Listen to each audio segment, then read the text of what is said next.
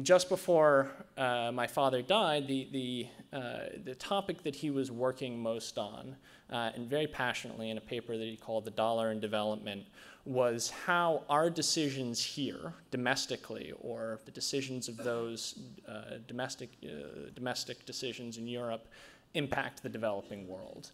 That the fiscal decisions of our government related to budgets and domestic policy, they may impact us. They may affect our well-being.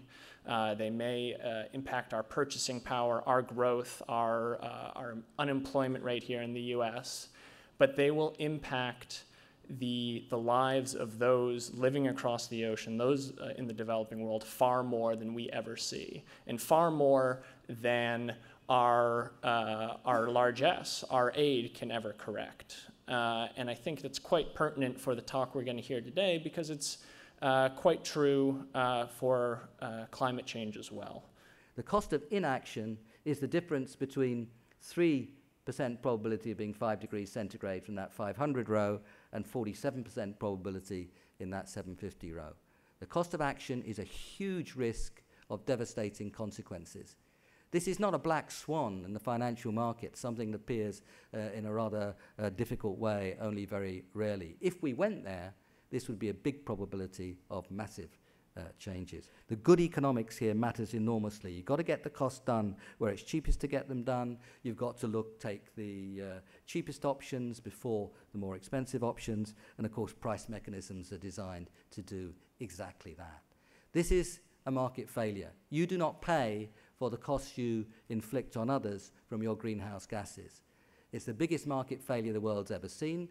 We're all involved, and the consequences are potentially enormous. So what do? You fix the market failure, and you fix it first. It's not the only thing you have to do, but you fix it first through the price mechanism, tax or quotas and trading.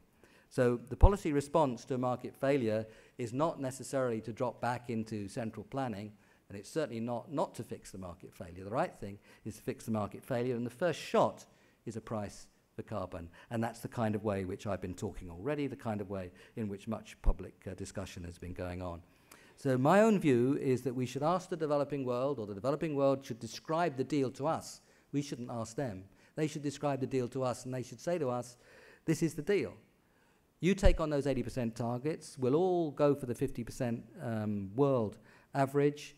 We will commit in 2020 to targets consistent with the 2 tons per capita, but we look to you for those 4 things: 80% cuts, low carbon in terms of targets, low carbon growth, carbon financial flows, development and sharing of technology. That's conditionality by the developing countries on the developed countries.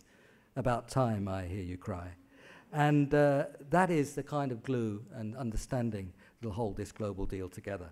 I've already emphasized the carbon trading and carbon finance story. That's private to private flows of income. That's absolutely crucial.